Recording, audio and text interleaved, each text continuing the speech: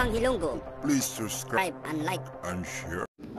Ay Joel Kapatulan ng Pronta Balita.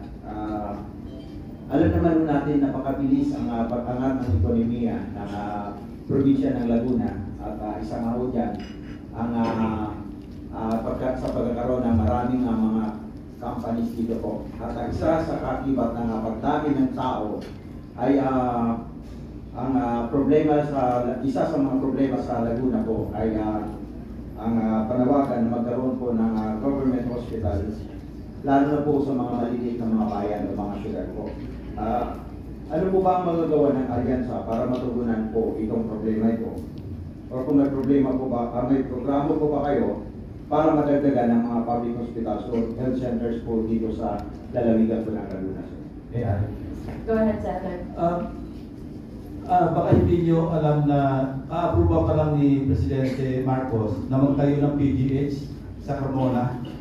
Yun ang magko-cover ng Southern Tagalog, hindi lang ng Laguna, pati Batangas, of course Cavite, at saka mga ibang areas pa dito sa Southern Tagalog region. So now, going to your question tungkol sa mga health centers, naipasan namin yung Universal Healthcare Act. Implementation na lang ang kulang. At ang magagawa ng alyansa siguro in the exercise of oversight, tingnan namin na o siguraduhin na ma-implement fully or properly. Kasi sa ngayon, sa kakulangan ng pondo, hindi nga tayo makaangat from low, medium, I think nasa between low and medium pa tayo ngayon. Ang full implementation, yung high, may mga requirements yan sa budget.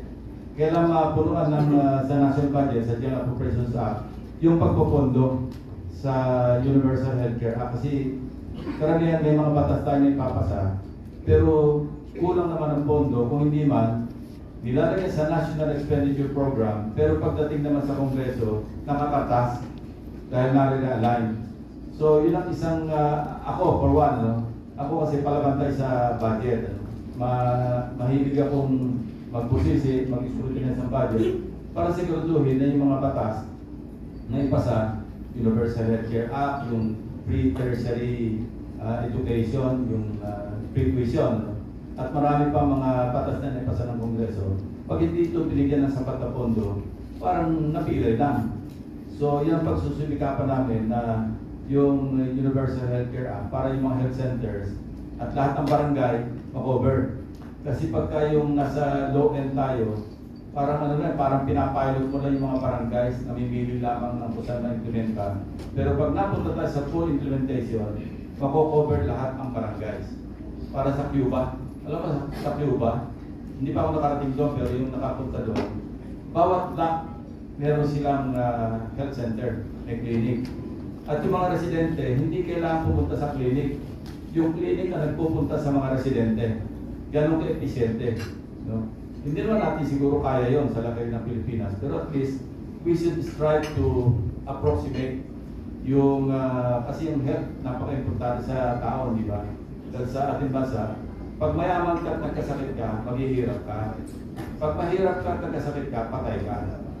Yun ang isang realidad na kailangan tingnan natin na mabuti, na maigi para masolusyonan natin yung health problems sa ating bansa.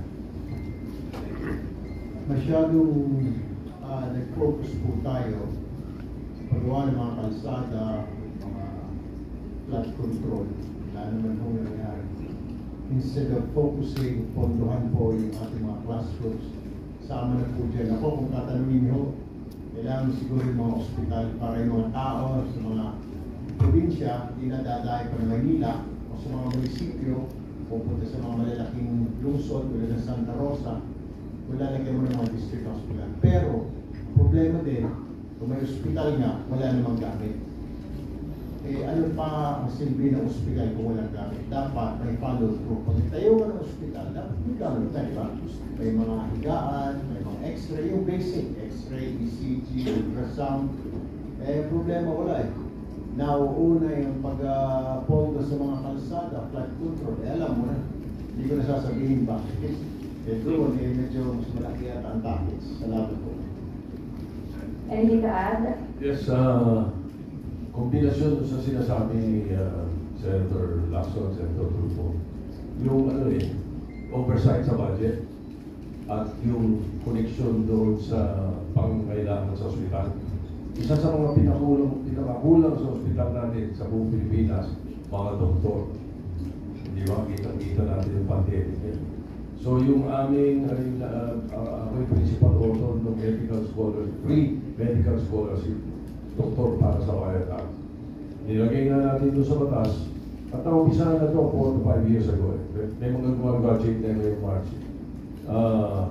Libre tuition fee, libre libro, pati lodging libre may allowance pa.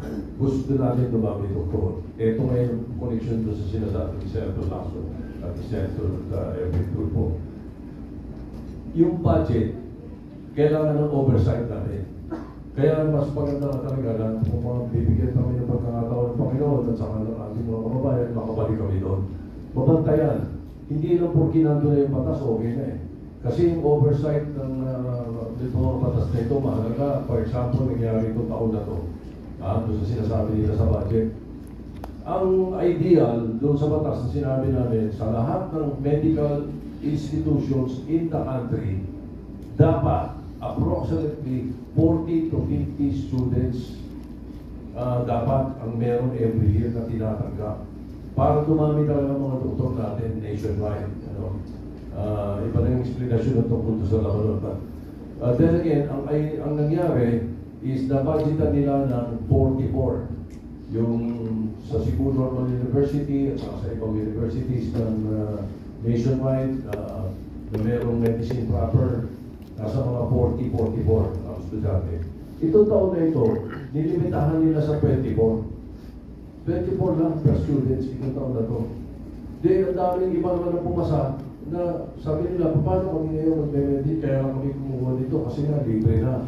Hindi naman kaya ng pamilya namin. Gusto namin maging doktor pero wala kami pambayad. Ngayon, biglang nabawasan. 24 lang ang sinabi ng check. Pinatatanong ko, bakit? Bakit? Hindi ako senador ngayon. No? Pero tinatanong ko, bakit? Kasi daw, kulang na yung budget. Bakit? Ang dami yung budget para sa kalsadang sira.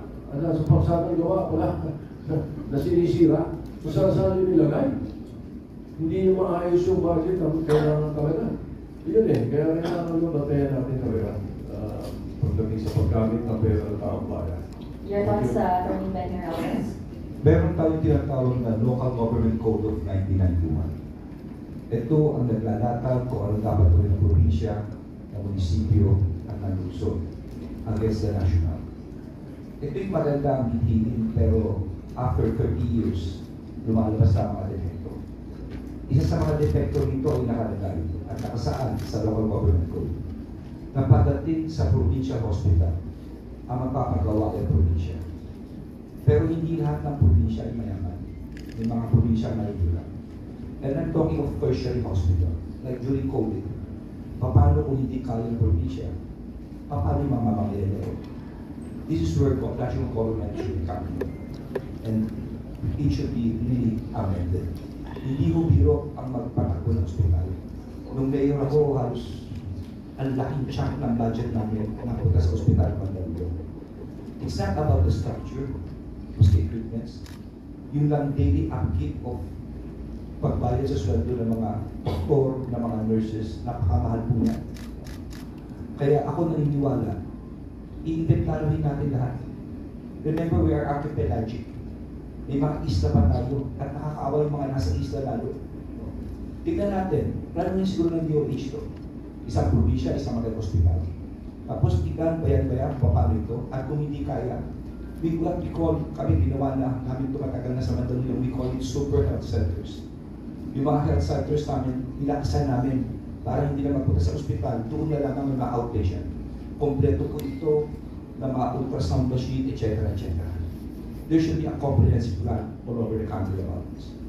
Not mentioning the fact, of course, yung universal healthcare na naipasa ng buhay.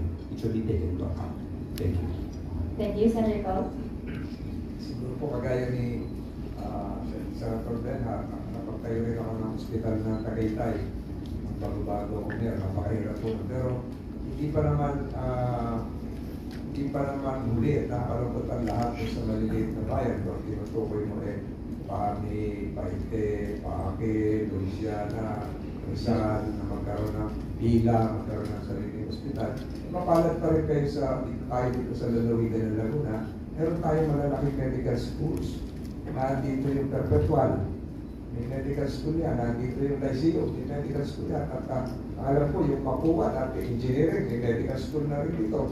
So eventually siguro, magkakaroon din ng pagkakataon yung mga maliliit na bayan ng Laguna na nabanggit ko kaya. Lalo-lalo na kung matatapos yung sinusulong ng ating mahal na gobernador at mga namumuno dito sa lalawigan ng Laguna, yung Lakeshore Highway na magpapalapit sa maliliit na bayan na nabanggit ko sa Metro Manila hanggang Taguig, hanggang Muntinlupa. So siguro darating tayo sa ganong yugto na magkakaroon din ng ospital yung mga nabanggit kong bayan kung yun yung tinutukoy mo. Pero kasama palagay ko yan sa plano ng lalawigan ng Laguna. I'm sure si Governor Ramil Hernandez kasama yan sa kanyang master plan.